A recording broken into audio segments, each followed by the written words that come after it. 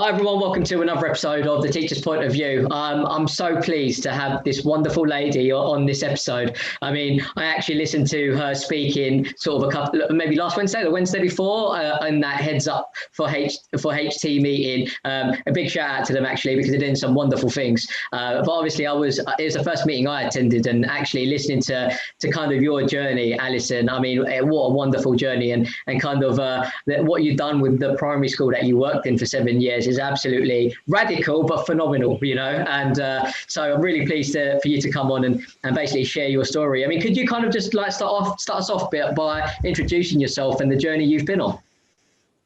Oh, my journey. Yeah, sure. So I fell into teaching rather than setting out to become a teacher.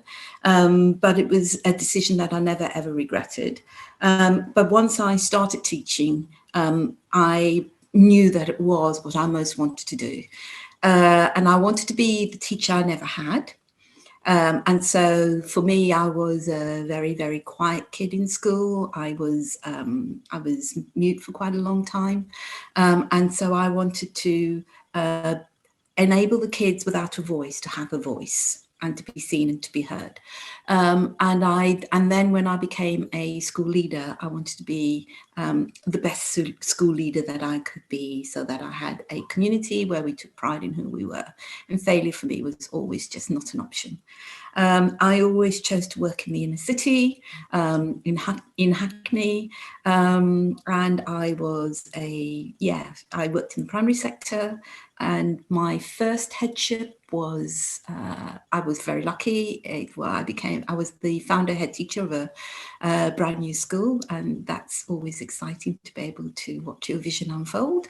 And took that school up to from early years and developed it over a number of years, so that we ended up with becoming a two-form entry all through primary school. And then I was asked to temporarily go on and take a school which was absolutely struggling, had been struggling for a really, really long time. It was the most failed school in Hackney, and at that time Hackney was the lowest performing borough in the country. In fact, it was in so much crisis that a trust was sent in to run the education services. So that was my experience of the authority that I was working in. And the school, when I took it on, had it was absolutely in crisis. There was no leadership team, hadn't had a leadership team for 3 years. Governors were all leaving. It was the kind of school where if you went, the chances were that you would end up with your career in pieces, because the school was failing everyone, including its staff. So results were bad. Exclusion was extremely high. Behaviour was out of control. Staffing attendance was around 60%. And the annual supply budget when I took the school on was £680,000 a year. Wow. And then you kind of took over this not failing school, but I mean, a school that was, I mean, it was failing, wasn't it, in hindsight? It was literally at the bottom of Hackney in terms of league tables, and then Hackney was at the bottom of the league tables in London. So, I mean, in some respects. No, in the country, not in London. In the whole country, it was the most failed local authority. So, yeah, it was the school was in the bottom 1%. Yeah, I mean, that's mental. But by the time you finished with it, where was it in terms of the rankings? In the rankings, so we were in the top 0.01% of all schools. So we were in the top 100. Both my schools were times 500 schools. But that particular school was, I think it was 72nd in the country, but we were consistently, so it took 3 years to turn the school around. And then for me, the most important bit was to sustain that, because I wasn't interested in quick wins on paper. I was looking at sustained improvement and having children who were not reliant on intervention programs to look good on paper. I was looking at embedded good practice, whether it was teaching or whether it was learning. And we were consistently in the London top 3. So usually first, but if not first, then second or third. Yeah, I mean, just because that's not even the most impressive bit, though, is it really? I mean, what is the most impressive bit is how you done it, because I mean, you completely threw out the normal systematic way of education and completely revamped it in your own way, didn't you? I mean, you completely got rid of exclusions, you completely transformed the curriculum. I mean, can you just walk us through what you actually done with that primary school to get it to where it was? So the first bit was to stop talking about, I didn't want to join in a conversation, which I think is a scandal in this country. Every single year we talk about the same groups of children being the lowest attainers in this country. And if you have that same conversation year after year after year, then we've got systemic failure. And I was not prepared to be part of that systemic failure. The school I had, we were incredibly diverse, sort of, when you sort of look at the indices, we were in the sort of highest deprivation. We had the highest deprivation. We had high pupil mobility. We had a large number of languages. Over 85% of the children spoke English as an additional language, and I think when I started, there were 3 white English children at the school. So it was as diverse as it could be. And I also, as someone whose parents, I came to this country as a migrant, and I knew the sacrifices my parents had made and what they wanted for me. You don't leave your country to fail. You leave your country because you're ambitious to be successful and you want the very best for your children. So I understood that's what my parents wanted for me, and I understood that the parents of the children in my school wanted that for their children. And there was no way on earth that I was going to allow the children to leave my school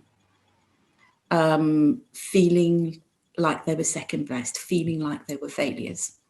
And I can remember when I got to the school logo was simply the best. And a group of children came to, first of all, I was only there for 4 months, because if the school didn't pass its next Ofsted, and the local authority knew that an Ofsted was imminent, so they basically left it for 3 years, knew the Ofsted was coming and suddenly wanted magic. But if they didn't, if that school failed its Ofsted, then the trust that was running the local authority were going to lose their license. Oh, wow. Because they had so many schools failing its Ofsted. Yeah. Mm-hmm. So I was there to try and see what we could do. Ofsted came after 4 months, and the school wasn't okay. The school, we were just, I'd started to make small inroads, but there was no way that the school was okay. And I can remember speaking to the inspector about it and acknowledging that there was a lot of work to do. And what he said to me is it wasn't in anyone's best interest to fail the school at that point, but he could see the inroads, and that if we continued to work in the way that we were working, then that meant that we were going to be okay. And obviously he'd looked at what I had done, and then what the predictions were for the children who were about to take the next round of SATs and all of those sorts of things. It was probably one of the most unhelpful things to happen, because at that point we had expectations were really low in terms of teaching, in terms of the children, everything else. And what I found was that people then kind of wanted to say, you see, we knew it was okay. We knew it was okay. So we can go on replicating the stuff that we're doing. And I made it absolutely clear. If I was going to stay, I was there to bring about change. because just scraping by year on year for those children was failing the children, and it was also failing the teachers, because I knew that, you know, for me, I wanted teachers who could teach, and I wanted teachers who wanted to work with that community. So so that was the big step towards letting everybody know that there was no way that things were going to continue as they were. So the and the other thing about that was, when the school got through on satisfactory, the parents were devastated because they knew that their children were not getting a satisfactory education. So I needed to start. So the things that I focused on was, firstly, to I have to say that once I started talking about my plan, the people who didn't have the passion for teaching made their choices. Yeah. There was very little action that I needed to take in terms of that, because people either wanted to stay because they bought into the vision, or they didn't want to stay because they said, either, I can remember one person sort of said, you know, these kids we're talking about, the only thing they'll ever be able to do is collect trolleys in a supermarket car park. They're not going to pass exams. And that was said to me in a pupil progress meeting. So those were the expectations. And I was saying, absolutely not. These kids are great. We're going to do some stuff. So the first thing was to work with teachers who bought into the vision, who were ambitious for themselves as teachers, but were also ambitious for the children. So we had, there wasn't a lot of permanent staff in the school, so it was about recruiting the best teachers. And for me personally, I would hold out for the best teachers rather than taking the risk of okay teachers or teachers who didn't have the passion. And I can remember going through one period of 6 weeks. We didn't have a teacher, we didn't have a teacher, we didn't have a teacher. But for me, it was much, much better just to wait until the right person came, rather than taking any kind of risk. Because when you take a risk with somebody who's okay, then that's all the children would get, and they need it more than okay. The next thing that I did was that we needed to look at the curriculum, which was a curriculum that the children could identify with. They could see themselves in it, and they could become, they knew they belonged. And so that's where we started looking at a sort of more diverse curriculum. Before it became fashionable to talk about decolonizing the curriculum, all those sorts of things, there was actually building something where the children knew that they could be successful and they could see where they were going. The next bit was to talk to children quite a lot about their attitude and their behaviors, what good learners looked like. I started talking to the children about what it was like to be ambitious. And talking to them about the fact that benefits culture was not an option. It's going to disappear. So if they wanted to be successful adults, what did they need to do to be successful adults? And then to start painting images of success for the children. So first of all, it was about getting the children to feel like they belong. So they belonged to our school. We celebrated them. We celebrated their family. They belonged in the community, what that looked like in the community, how they wanted to be seen in the community, and then what it was like to be Londoners. One of the things that they did, what we did, was I insisted that they go out of school all of the time, because a lot of the children had nothing to say. You know, they were living on their estates, and some of them were sort of living in hostels and all sorts of things. They weren't having an enriched experience. So it was the school's job to open their eyes to possibilities. So I said that it was really important that the children went out to an art gallery every term. They had to go on a school trip at least once a month and discover London together, and then see how they fitted in with all of those pictures. And of course the parents were like, you know, you can't do this, where's the coach? And it's just like, no, there's no coach. We've got London, no spending money. They're going there to find out about the London that they live in, the England that they live in, how they contributed to the England that they lived in, why we all here, how did we all migrate and become this huge melting pot. And so it was the huge investigation that was going on for them. They go on public transport, parents who, and they'd all be given a school pack lunch, and that's all they needed. And their parents who were fearful for their children going on public transport, it's just like, well, come with, we need volunteers. And the more the parents started joining in with those trips, the more they realized you can take your kids around London, you can discover London, and you can do it for a day's travel card. That's it. Your children travel for free, you make them a packed lunch, you go. You don't spend the whole day there. You go to an art gallery, go and look at one picture, go and look at two pictures, find out about the art trolley, do all of those sorts of things. Find out about the free things which are going on in all of the museums. Find out about the parks, get dirty, start climbing, know where your parks are, take risks. And the hardest thing was to say to the parents, we want your children, if your children come home looking immaculate at the end of the school day, something's gone wrong. Why don't they have paint on them? Why don't they have mud on them? You want them to look like they have had a day of experiencing learning. So we started doing all of those sorts of things. And of course, then the children started to have a love of learning. I wanted them to run to school every day because they couldn't wait to find out what was going to go on. And so that started to happen. We also started to do this big program around belonging and self-esteem, because if children are emotionally fit, they are good learners. Mm. So if you tell everybody that you're clever because you're good at English, maths and science, that means you are denying 70% of pupils the opportunity to be successful learners because they feel like rubbish.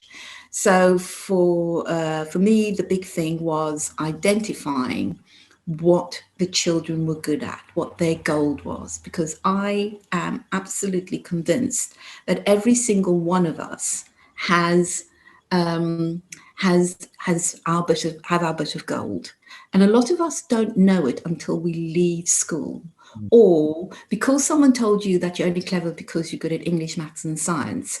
The thing that you're really good at, you either miss out on doing in school because you have to do catch-up classes in English, maths and science.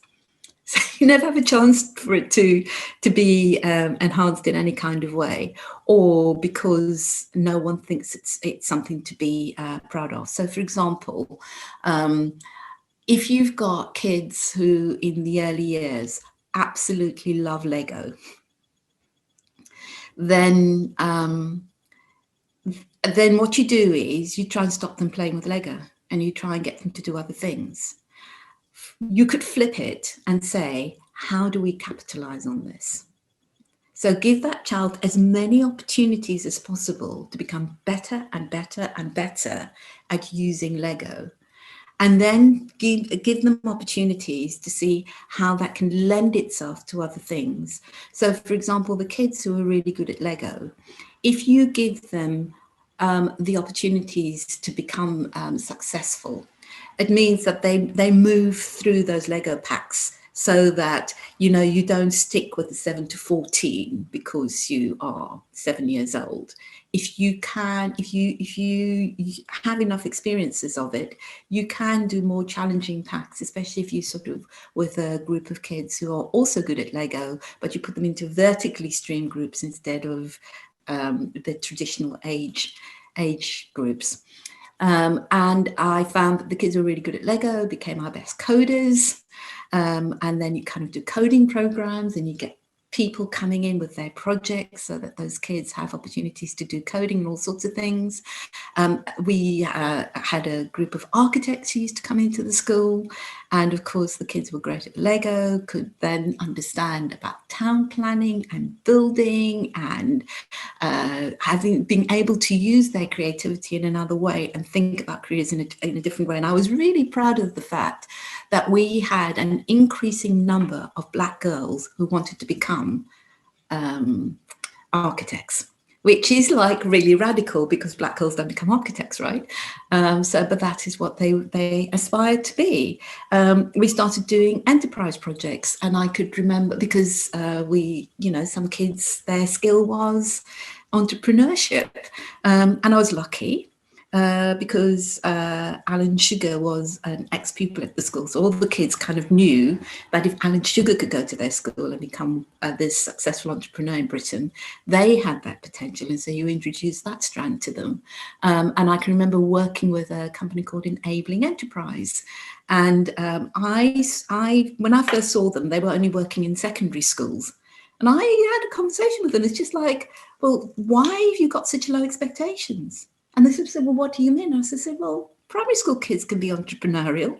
And so they came to talk to me about doing their program with our year sixes. Oh, wow. So we started doing their secondary school program with our year sixes, introduced them in a staff meeting so that everybody knew what the project was. And the nursery in the year, actually initially it was the year 3 and year 4 teachers sort of said, why is this a year 6 thing? Why aren't you doing this in year 3 and year 4? So they then adapted their program, so it then became a junior project. And then the nursery and the year 1 teachers, I can remember sort of saying, look, this is just really outrageous. What do you mean nursery kids can't do enabling enterprise? Of course they can do enabling enterprise. And so it then became this year group thing. Sort of a whole school initiative. And it meant that all of the children did an enterprise project every year so that you could see then those kids who were really good at entrepreneurship were being taken to places like the Bank of England, and they were being taken into big law firms, and they were being taken into all sorts of fancy buildings in London, because I wanted them to know that they could work in those buildings one day. And the only way that you can get kids to know about those places is by taking them there and then getting them to think about how they were going to get there. And then, of course, we had some children who were sort of traditionally academic. It says my internet connection is unstable. Is it okay? Yeah, so far.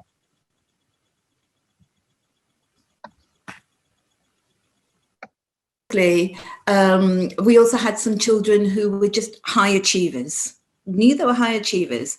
So I wanted them to know about universities and the universities they could go to. So what do? You take them, I took them to Clare, so not in year 6, but in year 5, we would take a coach load of high achievers to Clare College, so that they could understand about Oxbridge, they could have a look around a renowned university. They were guided round by Hackney pupils, so they knew that Hackney children could go to colleges like Clare College, and also then think about the kinds of subjects that they could study there and all of those sorts of things, and talking to the children about their different types of universities. The Russell Group is, you pay for your membership here, but it is prestigious, and if you want to go to Russell Group, this is what it's going to look like. The children also used to write out these postcards. I started off with year 6, and then again, it became a whole school initiative because my staff sort of said we have to be ambitious for all of the children. And on the postcard, they would write about what they wanted. They used to do this in September, what they want to be when they grow up. And of course, the youngest children would write down all of the usual things, you know, want to be a fairy, tooth fairy, I can remember all of that kind of stuff coming up. And that was great. They'd write down what they want to be and they'd do a drawing of it. When they got to year 3, they would start writing out what they wanted to be when they grow up and how they were going to get there. Okay, so they so they would write down, for me to become whatever, when I'm in year 6, this is what my SATs need to look like.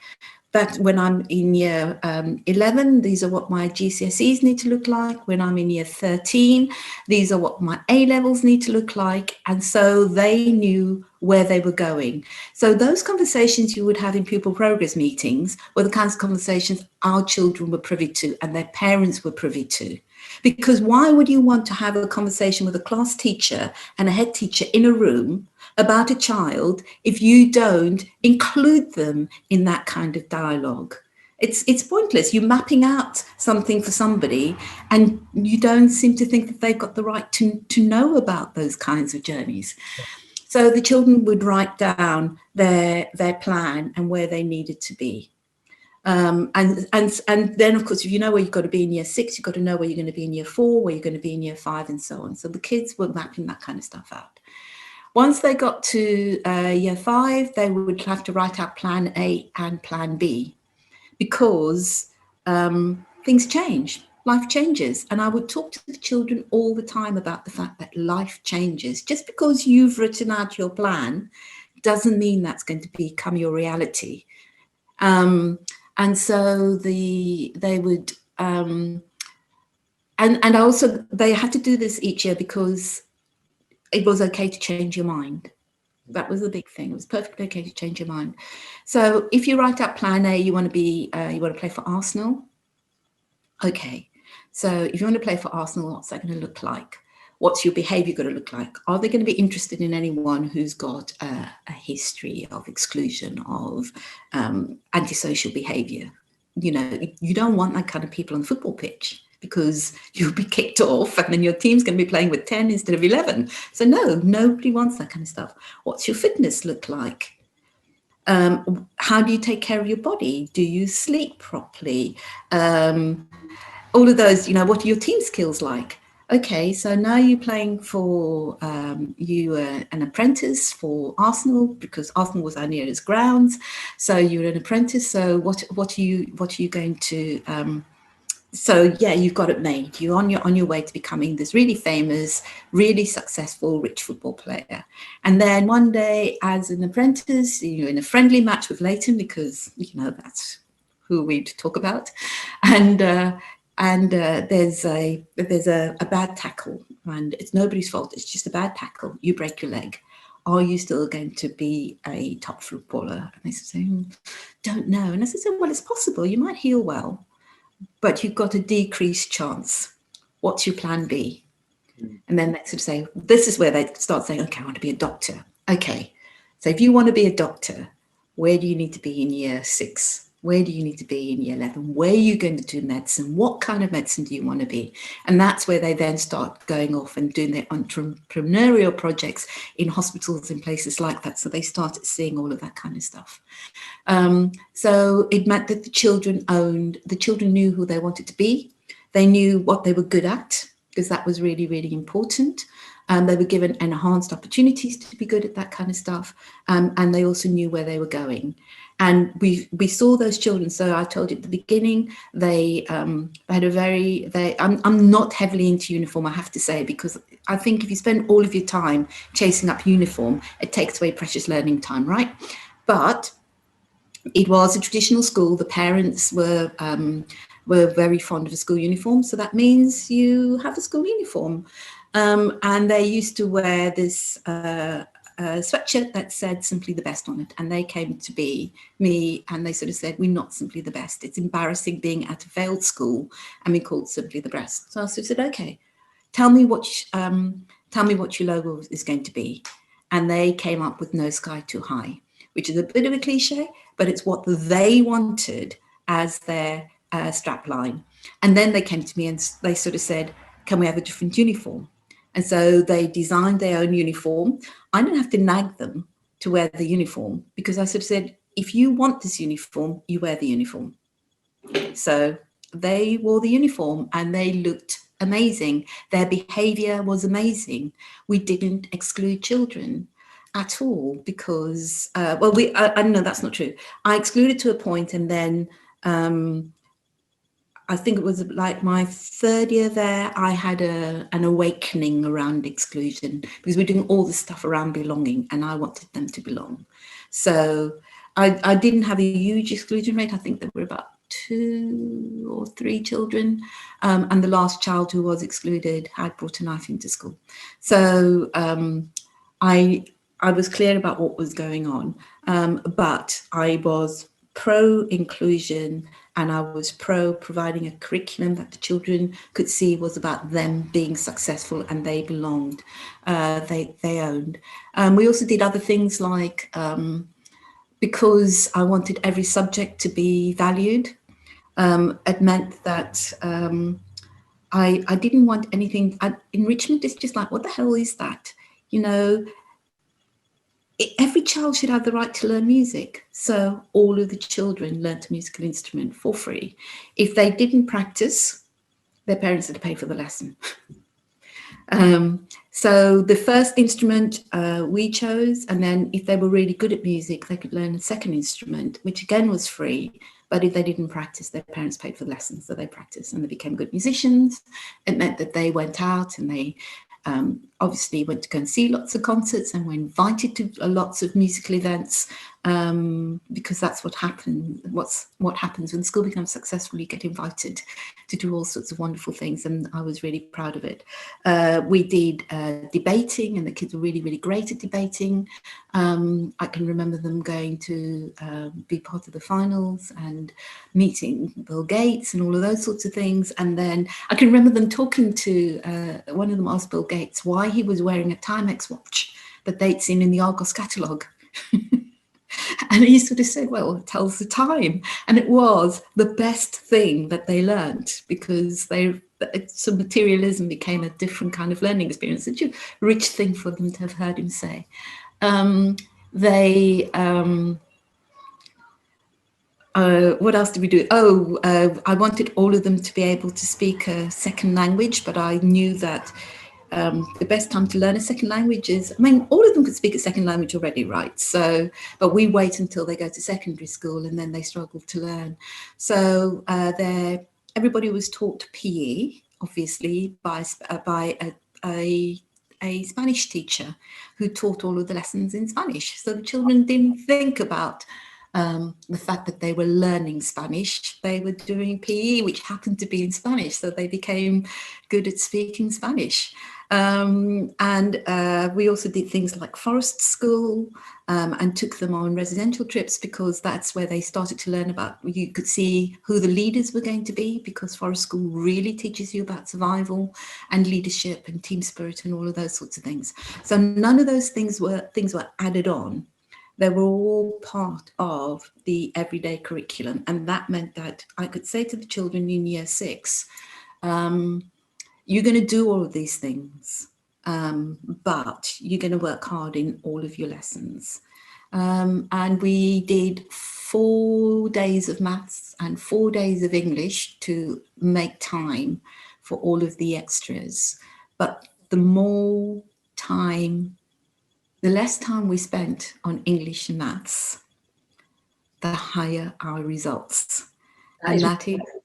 That is because the children, one, they took every lesson seriously and took pride in every lesson.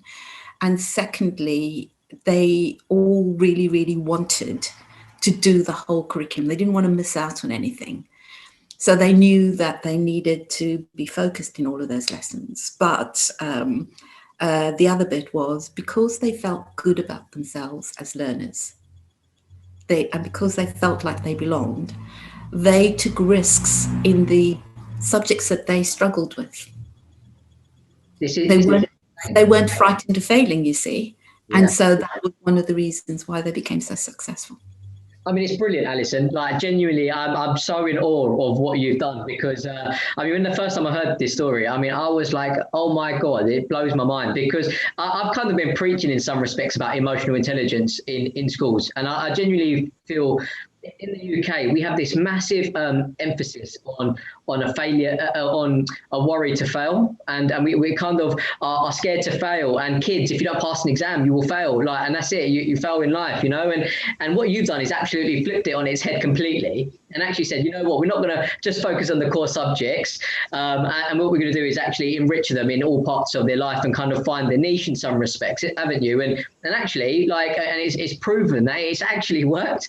And we're not talking about you taking over a school that was actually doing all right. I mean, you're talking about a school that was in the bottom percentile of the country. So, I mean, to absolutely have a turnaround where you've gone an unorthodox route, where you've actually gone away from the core subjects as being the main priority and just getting them through school. You've actually kind of done everything else, and actually it's raised attainment grades. I mean, a lot of people will probably be listening to this and say, what about phonics? I mean, what would your answer be?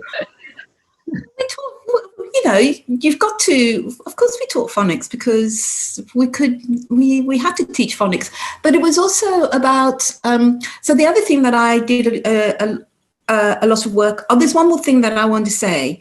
I wanted the children to understand that they were global learners. Okay, they belonged, so we talked about family, we talked about community, we talked about London, we talked about living in England, we all lived in England together. But I also went out of my way to explain to them that at least 25% of them won't work in this country. Their parents migrated, so of course some of them were going to migrate again. And so for them to be able to feel confident about going out into the world, they needed to understand the world. And so that's why it was really, really important to have a global curriculum. And so we had this global curriculum. That was why it was important to learn another language. And that meant we also looked at faith in a different kind of way. So rather than teachers teaching RE in the traditional way, I spoke to the local faith leaders and asked them if they would come in and teach the children about the faith. So we were all learning about it properly. And so, we had a Jewish faith leader come and talk about Judaism, but for half a term. So we did it in rotation, and the way in which he told us about his faith, and every faith leader knew that they weren't coming in to convert anybody. That was not what I wanted. But what I did want was for us to understand each other properly. And it was really moving learning about that. The guy who taught us about Judaism is hilarious. He does stand-up comedy sometimes. And so his take on telling us stories, was amazing. At those times, the teachers were meant to be having PPA. She's like, no, we want to come and listen. I can remember when we were doing Islam, it was one of the local schools that came along, and they sort of said, can we get our children to teach your children about Islam? How powerful was that? And I've got this amazing thing when they came in, they started singing to the children, singing some of the prayers, and it was profoundly moving. And it was at the time, I'm just trying to find a quick quote. No problem. Which I can feel myself forgetting it. Let me just find this quote. Yep, that was it. So there was the bombing. There was some atrocity in London. And people were talking about, there's usually Islamophobia and all that kind of stuff. And at that, we just happened to be doing Islam as a school together, learning at that time. And the imam sort of said to them, what's happened is completely wrong. The people who did what they did, they don't follow our faith. They don't represent the faith. And we need to be here together to say this is what Islam really, really means, and then talking about it. And the kids then told him about an assembly that I had done with them. And in unison, they said, darkness cannot drive out darkness, only light can do that. And the fact that they kind of remembered that, as soon as one child started saying it and they all said it in unison, it's just like those moments make your heart melt, because it means that they understand people. So we did all of that kind of stuff. And then the other thing that was really important was obviously to take my staff on a journey. So I had people who were choosing to work in one of the toughest schools in the country. And not one of them came to fail a child. And not one of them came to fail themselves. And so it was capitalizing on that. So all of our staff training included every member of staff, because it was important that everybody understood how to teach. So the first thing that I started working on in the school was reading. because reading wasn't okay. And I also think it's the biggest gift that we give our children. And like proper reading, a love for books. So access to quality reading material, no schemes, and all of those sorts of things. And the program that I wanted to follow was a program that is run by the Centre for Language in Primary Education, CLPE, here in London. And I wanted them to do the reading program that they did. So it was an expensive reading program, and traditionally what would happen is you would send one teacher to CLPE to do their course. And then they come in and you cascade it through. And of course, the more you cascade it, the more you water it down. So I contacted CLPE and sort of said, rather than me paying for 1 or 2 teachers to come to you, can you come to my school and teach everybody how to follow your reading program? And then we did the same thing again with writing. And when I say everybody learned how to do it, every member of staff, dinner ladies, school keeper, school admin team, everybody came to learn about how to teach our children to have a love of reading and how to read.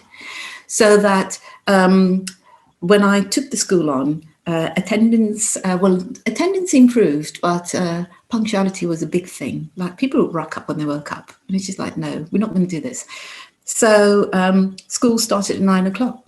That meant learning started at 9 o'clock. And from 9 to 9:30, the whole school started to do reading. And if parents brought their children late, I would say to them, how important is reading? And they'd say, very important. And I said, well, then you'll want your child to be here at 9 o'clock, because that's what we're doing. From 9 o'clock every single day, we're going to be teaching reading. And so punctuality became a non-issue. Our education and welfare officer always used to talk about the fact that it wasn't, it was just amazing to see in practice. And the kids would run to be in school for their reading, because one, we had quality books, but also we had small group reading going on throughout the school. And every single adult in the building, the dinner ladies, every teaching assistant, all of the admin team, we were all there together teaching the children how to read. So that became our community responsibility to help every child become a reader. And then, of course, our reading results just got better and better and better. And it was an important thing. I put a huge amount, and by investing in training like that for every single member of staff, it meant that every member of staff started to feel valued and started to realize that they all had an impact on the children's learning, irrespective of what their job was, not hierarchical. And I knew that the school couldn't function. You know, if I was absent, then my being absent had the same impact as any other member of staff. Yeah. So we were a team who needed to come to work every day to do our best to serve each other, to serve the pupils in the school. And so that kind of servant leadership was something that became something that ran through the school. But people really, really valued their training. Because why should you only give the best training to your favorite teachers? Why not value every single member of staff by investing in their training in that kind of way? And we learned phonics in the same kind of way. We learned about maths in the same kind of way. We ran curriculum meetings for parents all of the time, so that the parents understood how we were running the curriculum so they could support their children properly. Just to add to that, I mean, when you say you learn maths in a similar way, actually, it's a bit more stretched than that, isn't it? Because you sent some of your teachers in the summer holidays to East Asia and actually learned like a different way of teaching mathematics and brought that over. Yeah. Didn't you? Yeah, we did. So I was really interested in Singapore maths. So I was lucky. Pardon? Why specifically Singapore? At that point, Singapore was the sort of highest attaining country in the world around maths, and so there was curiosity, and I was lucky enough to be part of a delegation of head teachers who was sent over to Singapore to find out what was going on. I looked at it. I was very, very lucky to go and work in to be partnered with a school that had a radical head teacher. And he and I just became, he was just this amazing, he was this Buddhist monk, but just amazing. We were poles apart, and yet our passion for teaching and learning was the same. We were just on the same page. And I looked at how they were teaching maths, and I liked some of it. But there was loads of good stuff in the British curriculum, loads. And at the beginning you said, we can't go back to how things were. We need to move forward. And I was trying to do the same thing. But when you're moving forward, you've also got to look backwards. You've got to be reflective and sort of say, what is working well? Because if you use so this is how I turn the school around. By looking at what is working well and building on it is much better than always looking at what you're rock bottom at. So if you want to turn reading around in your school, then what you do is you start putting all of your focus on reading without looking at what's successful in your school. So if music is great in your school, then look at the features of that teaching that is making it successful, and then see if you can apply it to the subject that you're trying to turn around. It's much better to work from success. The same with the children. It's much better to start from what you're good at and build on that, to start from what you're failing at. And feeling, so you're working from a place of failure, work from a place of success. That's what I always do. And that's appreciative inquiry. So it was the same thing with Singapore maths. I wanted to see what was working there. So I chose I wanted us to do the best Singapore maths and the best British maths and amalgamate the two programs. So that's what we did. And the best way to do that was to say to my teachers, who would like to go to Singapore and learn how to do Singapore maths? And of course, teachers wanted to do it. They went in their summer holidays. It wasn't a fancy trip at all. You're talking about, the flights were the cheapest that the most affordable that we could have it be. And they didn't stay in a fancy hotel, but they were okay. They were giving up their summer holidays for 2 weeks. And so they went into school every day for the first 2 weeks of their summer holidays to look at how maths was taught. The partner school, they spent some time observing, and then the partner school spent afternoons teaching methodology. So that was like solid training. And then, of course, the teachers should have flown home. But they were, wily, and they sort of said, well, as we're on that side of the world already, if we pay for the rest of our flights internally there and stay there, instead of us flying back the second week of, the second week of August, can we fly back later? So we would pay for their return flight to Singapore, and they would use the rest of the time to use internal flights. And they were going off to places like Bali for 60 quid, funding it themselves, having a kind of holiday that they couldn't possibly have, but coming back absolutely invigorated, because they'd obviously been on the other side of the world and discovered new things and met new people and had an enriched experience. And they'd come back just desperate to put what was going into place, what they'd learned into place. And then the partner school in Singapore, they sent, because we had excellence in reading and writing, and they were amazed at how well our children could write at quite a young age. So they would send their teachers over in what would have been their, I can't remember now, it might have been around Chinese New Year time, but anyway, they had holiday. So they would send their teachers over in the same way to look at how we taught English in our school. And so we had this sort of exchange of knowledge going on. And again, our maths results became really strong because we had this blended maths curriculum. That's unbelievable. That is. I mean, it just completely changes, like, it flips education on its head in some respects, because what we've been too focused on is kind of doing the basic core subjects. And if in some respects, if you don't kind of do those subjects and you're not taught them in a certain way, then you kind of are falling behind, like we have been apparently over the sort of the pandemic. But actually, it's about kind of enriching those children and actually making them feel like they can do good and they can be successful. And that is far easier to replicate into other things, isn't it? And I mean, like, you know, obviously when you were sort of getting a child to use an instrument, I mean, like in terms of like, I know it kind of raised attention, but do you know, like, what is the psychology behind that? Using an instrument? Do you mean a musical instrument? Yeah, I mean, when you kind of got the children to kind of play an instrument, and I mean, like, what kind of encouragement did that give to them to kind of like replicate into other subjects?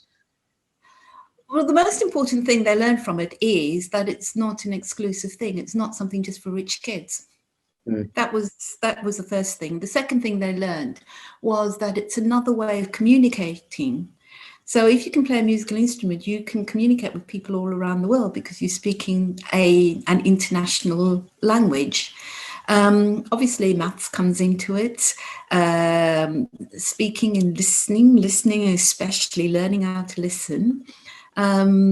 Creativity comes into it. You know, a lot of them could think about how they wanted to, they realized it was a different way of communicating. I have to say that the children, there were some children who were really, really incredible musicians. I mean, our steel pan started being invited to go and play at weddings and public functions and all of those sorts of things because they were so brilliant as a group. And of course, learning to steel pans is at its best in a big group. And if you're going to play an instrument like that in a big group, then you need to you need to collaborate. You need to and you need to understand what it is to be in sync. In the same way, we also had African drumming going on, and that just blew my head away because the stuff the children were doing was at a much higher level. But the more they did music, the better they were at listening. That was the most important thing. And of course, if you're really good at listening, you become an even better learner. Yeah, fantastic. I mean, I don't want to keep you too long, Alison, but ultimately, I think everyone will kind of be thinking this in some respects, and rightly so. Like, it kind of changing a curriculum in the way that you did. Obviously, the big worry for any kind of head teacher, senior leader, teacher to do that is the high accountability, right? And kind of like where Ofsted would stand with that. I mean, like, how can you kind of change the way you teach these kids and still be in line with the kind of framework and make sure that you're still going to be looked at in a positive way, opposed to be a failing school, if you know what I mean?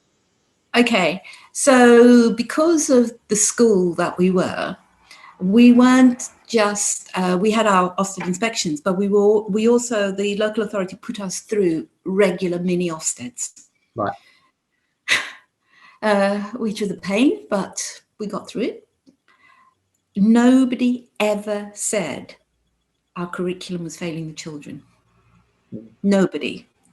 Our Ofsted reports were incredibly strong, and one of the things they would talk about over and over again was leadership was strong, attainment was high, curriculum was strong, pupil behaviour was outstanding. So I think just take the risk is what I'd say, you know? Look at the children, look at what they need. I think that every child in Britain needs access to a global curriculum because the world is changing. Absolutely, the world is changing. And even if you, there are very few children who will grow up in a small village and stay in that village for the rest of their lives. You know, you're either going to move through the UK or through Europe all through the world. And if you want to give the children the best chances possible to be successful in that world, then you have to teach them a global curriculum. If you go on teaching them a very, very narrow curriculum, you narrow their opportunities, and that's how I see it. And I was invited to quite a sort of amazing brunch one morning, and there were people, they'd flown people in from around the world. So I didn't know who was going to be there. And it was all hush hush. And then we were in this room and it's just like, oh my God, I can't believe who I'm with. And so you're talking about key players in Microsoft, Google, LinkedIn. And I was there having an education voice. And one of the things, the purpose of the meeting was, so we aren't getting the candidates that we need for the jobs that we need. So we're getting kids who are coming through with all A stars in their GCSEs and, you know, having their degrees and, you know, having first class and 2-1s. Those are the people we're attracting, but actually they're not ready. They can't do the work that we want. Why? And What's the reason? Because those are the kids who are good at passing exams, right? They want different types of young people. They want young people who are good at listening, who are good at communicating, who don't have a fear of failure, because the world is changing so fast. We're not in a world where we're replicating the same things over and over again. We are hungry for innovation. Yeah. And if you want kids who are going to be our future innovators, the only way you can innovate is by understanding you're going to have to fail. Yeah. Because nothing works the first time. And so you need that resilience to bounce back from failure and to have another go. And you need to have creativity. You need to want to be able to share. You don't mind someone else enhancing what you've already built and developed. And also the other thing that we need to understand is, so at the minute I'm setting up this new platform and I was thinking, oh, I need to employ somebody to do it. And I was talking to my team and they sort of said, oh, you don't want to employ somebody, you want someone to come along and do consultancy for you. Because the idea of walking into a job where you've got a job for life and a pension for life, all of that kind of stuff has gone. Yeah, and that's what our kids are learning from the pandemic. There is no such thing as job security anymore. So if you are going to be self-sustaining, you need to understand what it is like to work for yourself. That's what the kids need to understand. So they need to understand financial literacy. They need to understand how to market themselves. They need to understand how to be able to talk to anybody in the world, to be able to sell themselves, their skills, their product, whatever. They need to have good literacy, good numeracy, because nobody's going to be, they've got to have great IT skills, because nobody's going to be there doing it for them. They're going to have to do all of that for themselves. Absolutely. The other thing that's going to happen is nobody's going to have one job for life. And so they're saying that most kids are going to change jobs 7 times, 7 different careers. So how do you navigate your way through life doing 7 different careers if we give them this very narrow definition of success? So yes, you know, kids who've got yes, of course, kids have got to come out and yeah, you know, I think exams and measuring exams and all of those sorts of things are always going to be a part of what we do, but we need to be so much better than that. Absolutely. So much better than that. And I think that's what you were asking for. So it's not saying let's get rid of SATs, let's get rid of core subjects or anything like that. It's saying we need, let's be greedy. We want more than that. We want children who are going to be self-sustaining. I agree. I mean, you only have to look at kind of the level of estate agents that have increased on the high street over the last 20 years. I mean, there's one now on every corner because people want to be independent. You know, they want the work-life balance. They want their own, they want to be self-employed. And it's kind of like, well, what are we doing to make sure that we are revolving education, to make sure we fit the skill shortages? Because there's no point like kind of working a curriculum that is tailored to 50 to 100 years ago. I mean, there's more jobs available than just accounting jobs, teaching jobs, medical jobs, solicitor jobs. Do you know what I mean? There's so many different industries out there now that are forever evolving. And even myself as an employer, when I'm looking at a CV, the last thing I look at is GCSEs. I mean, barring English GCSE because I want to make sure they can read and write an email if need be. That's the only one I look at. The rest I don't ever look at. I mean, what I look at is I get them and I get a feeling of them, and it's about those interpersonal skills, those confidence, making eye contact with me, like presenting or that collaborating, just thinking outside the box, challenging ideas, coming up with something that with a fresh pair of eyes that I haven't maybe seen before, and it's about how are you going to add value, because people in Google, that own Google or whatever, they've been there the whole time. They need a fresh pair of eyes that are going to come in and be innovative. Like, these kids are the future. They are in a complete different place to when we were children. I mean, they've got technology at their fingertips. So why is it important to memorize information and sit there quietly for an hour and a half when actually the real world is completely the opposite, and they want people to talk and be collaborative, So where is that in terms of assessment? And I think that's if you really want to assess kids, then I think by all means do the exam, but allow them to have access to the internet, because what they need to understand is the difference between what is real information and what is. If they can't discern between those two things, then that's going to be the biggest problem. They still need to understand a lot and all of those sorts of things. But instead of it being a memory exercise, find out about their opinion and their understanding of the world and context and all of those sorts of things. I can remember going to a parents' evening meeting for my daughter, and one of the subjects that she did was A-level English, and her teacher said to me, "The trouble with Ellie is that she thinks we're interested in her opinion. She just needs to pass the exam formula." And she came out of that school okay, but it was very rigid and all of those sorts of things. But because we've really encouraged her to think for herself, to have an opinion, to be informed, to find out about the world, to understand people and all of those sorts of things, she did brilliantly in university. And I know she'll always be okay. Absolutely know she'll always be okay. And that's what I want for every child in this country. I don't want them to understand what the formula is to pass an English exam by, in some kind of mechanical way. You want kids to do English literature? Let them read. Let them, give them a rich diet. Let them know about the writing around the world, and to start asking questions and to form an opinion and to understand and to put it into a proper context.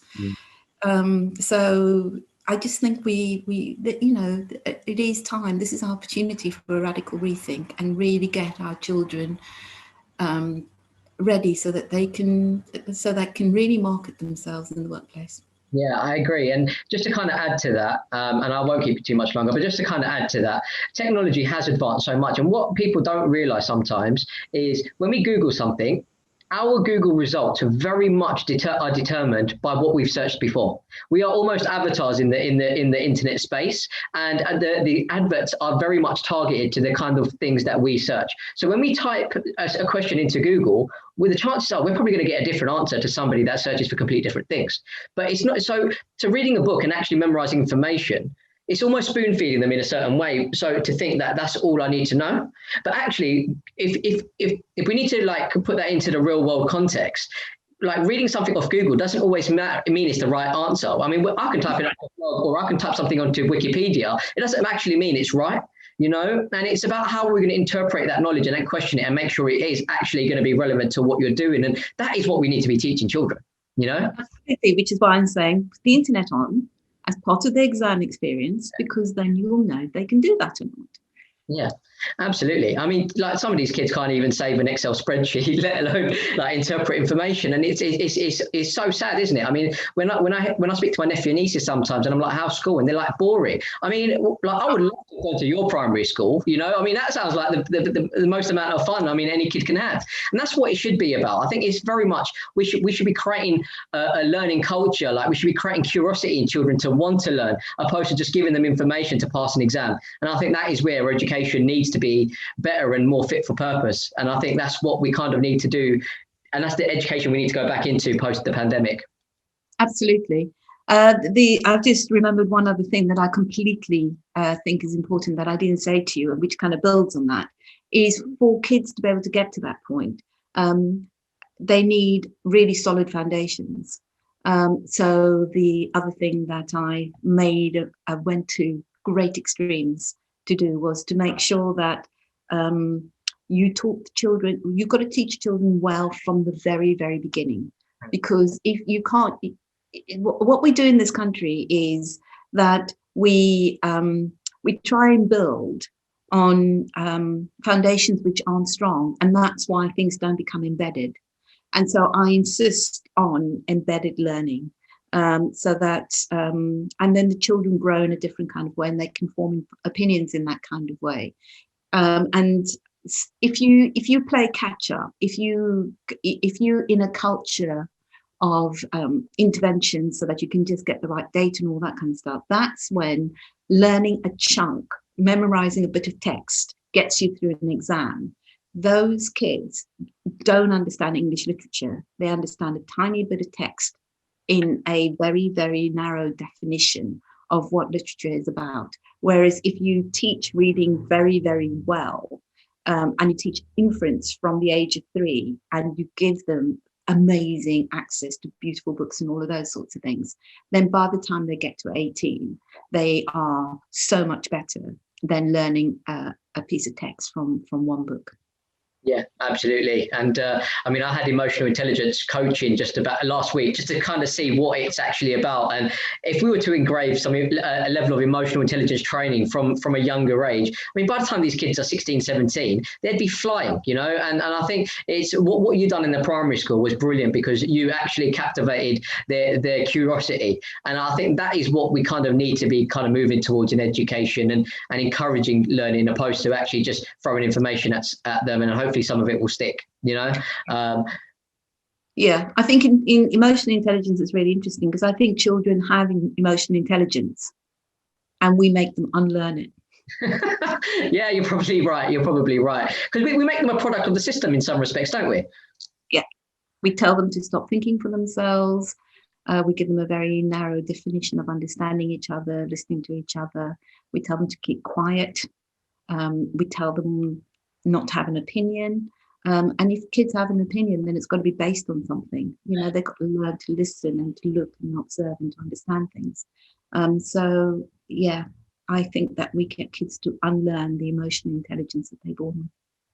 Yeah, I mean, we need to obviously change that. But I mean, Alison, you've been absolutely brilliant. I mean, I absolutely love you, and I mean, absolute awe of you, because it's the first time I've actually heard somebody make the drastic changes that you have, and it's phenomenal, because I've talked about it, and then actually to hear it actually working is just immense. So I just hope everyone listens to this and actually takes a lot of stuff on, because I think like doing things what you've done is going to be the way that we change education. I mean, like I read an article that in the next 15 to 20 years, majority of things that we do now are going to be automated.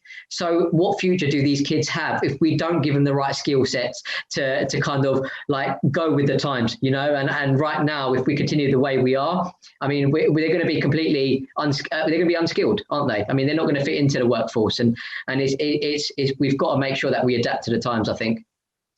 Yeah, but I think we mustn't write off the experience of the past year. I think children are learning again about the importance of family and connection.